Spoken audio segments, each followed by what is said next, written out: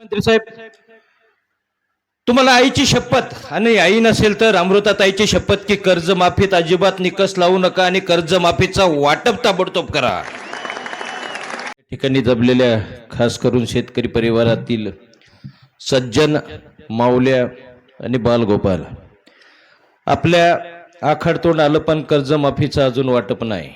बी भरणाचं मंत्री साहेब, तुम्हाला आईची शपथ आणि आई नसेल तर अमृताताईची शपथ की कर्जमाफीत अजिबात निकष लावू नका आणि कर्जमाफीचा वाटप ताबडतोब करा.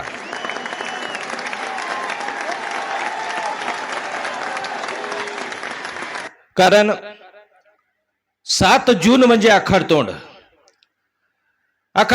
लागल्यानंतर टीव्हीवर बातम्या येतात की पाणी पडल्यामुळे मुंबईकर सुकावले, पुणेकर सुकावले, नागपूरकर सुकावले, कारण तुमच्या घरातल्या येश्या बंद होतात आणि तुम्हाला गरमीपासून सुटका होते. पण आमच्या शेतकऱ्याला आखाड लागते.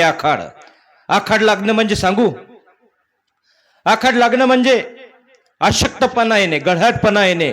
आणि आपण ज्या शेतीला आई मानतो आणि तिची पेरणी करतो म्हणजे त्या क्रियेला आपल्या आईची वटी भरणे असं म्हणतात. तर त्या आपल्या आईची वटी भरण्यासाठी मुलाला उभं न राहता येणे म्हणजे आखाडतोंड लागणे. आखाडतोंड लागण्याचं कारण, आणि आखाडतोंड लागल्यानंतर आमच्या शेतकऱ्याची बायको पाणी पडल्यानंतर जे धुऱ्यावर बांधावर तरुट्याची भाजी उगते ती भाजी आणते.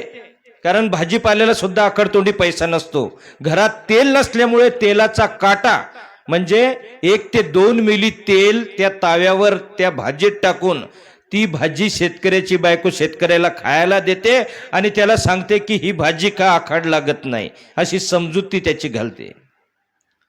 दुसरी गोष्ट, प्रत्येक गावात 2-4 लोक बरे असतात की जे शेतकरी प्लस सावकार, जे शेतकरी प्लस कर्मचारी, जे शेतकरी प्लस व्यापारी असतात, दुकानदार असतात.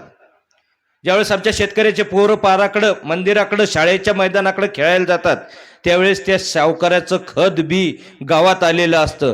पोरग पळत येतं आणि आमच्या शेतकऱ्याला म्हणतं की पप्पा, सावकाराचं खत बी आलं, आपलं कधी येणार? आपल्या गावच्या, आपल्या बाजूच्या दुकानदाराचं खत बी आलं, आपलं कधी येणार? आपल्या गावातल्या शिक्षकाचं, ग्रामसेवकचं, तलाठ्याचं खत बी आलं, आपलं कधी येणार? आमचा शेतकरी त्याला समजावतो की बाळा, मुख्यमंत्री साहेबांना शब्द दिला की कर्जमाफी नक्की होणार, लवकर होणार, आणि कर्जमाफी झाल्यानंतर मी तुझ्या शाळेचे पुस्तकं, कपडे आणि आपल्या शेतीला लागणारं खत बी आणणार, अशी त्या लेकराची समजूत घालतो. आणि ज्या वेळेस आपल्या छोट्या छोट्या लेकराच्या प्रश्नाचे उत्तर देऊन शेतकरी आमचा दमतो त्यावेळेस रात्री उशिरा शेतातून येऊन, कारण आज तरी माझे मुलं काही प्रश्न विचारतील आणि त्याचं उत्तर देऊ शकणार नाही म्हणून आमचा शेतकरी मुलं झोपल्यानंतर शेतातून घरी येतो आणि त्यांच्या डोक्यावरून हात फिरवून मग झोपी जातो. ही शेतकऱ्याची अवस्था आहे. मला कळत नाही मुख्यमंत्री साहेब की 30 जून तारीख का, पेरणी तर 7 जूनला होती, मग तुम्ही मार्च एंड झाल्यानंतर शेतकऱ्याचे खाते थकीत करते बँक, मग एप्रिल पासून वाटप का नाही केला? मुख्यमंत्री साहेब, हे बोलण्याचं कारण तुम्हाला शरद पवारचे शिष्य आणि राजकारणातले चाणक्य आज महाराष्ट्र म्हणायला लागला. फक्त शेंडीची कमतरता आहे, फक्त शेंडीची कमतरता आहे.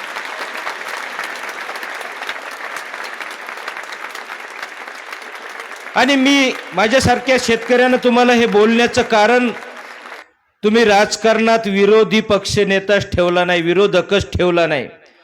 तुम्ही एकनाथ शिंदेच्या हातानं उद्धव ठाकरेचा पक्ष तर हिसकावलाच, परंतु त्याच्या हातातला धनुष्य बाण सुद्धा हिसकावला.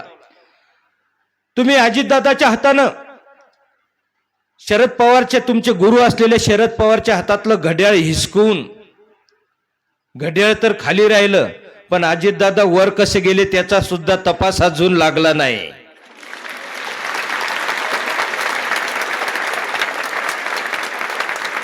आणि आता जे कर्जमाफीचं आंदोलन करणारा बच्चू कडू सुद्धा तुमच्यात सामील झाला. तो कडू असून तुमची साखर खायला लागला. त्याला लवकर शुगर होऊन तो मरणारच, पण शेतकरी सुद्धा मरणार का काय अशी चिंता आमच्या शेतकऱ्याला वाटायला लागली.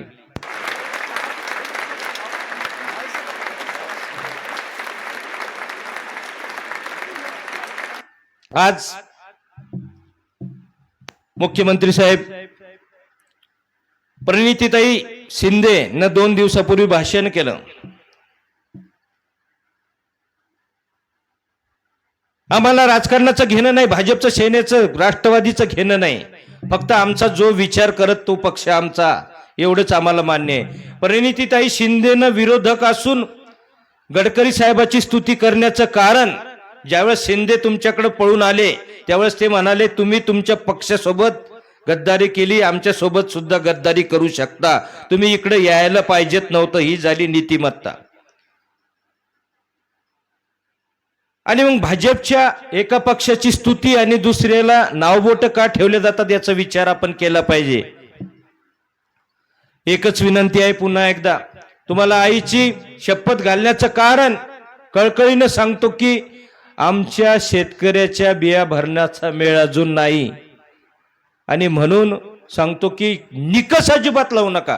मागच्या वेळेस तुम्ही कर्जमाफी केली होती तर इतके निकष लावले की तुमचं आडनाव आमच्या भागात बदललं. तुम्हाला देवेंद्र फडणवीस न म्हणता देवेंद्र निकष म्हणू लागले. म्हणून तुम्ही आमच्यावर सुद्धा वाईट पाळी येऊ देऊ नका आणि तुमचं सुद्धा आडनाव बदलू नका. आणि पुन्हा सांगतो, भाजप 3 वेळेस सत्तेत आलं, मोदी लाट, ईव्हीएम घोटाळा म्हणतात, राम मंदिरासारखा मुद्दा, पण आता जर तुम्हाला सत्तेत यायचं असेल तर फक्त शेतकऱ्याचा विचार करणं, शेतकऱ्याच्या मालाला भाव देणं, एवढाच मुद्दा तुमच्याकडे राहिला. आणि ही विनंती आहे की तुम्ही हे शेतकऱ्याचा विचार करा.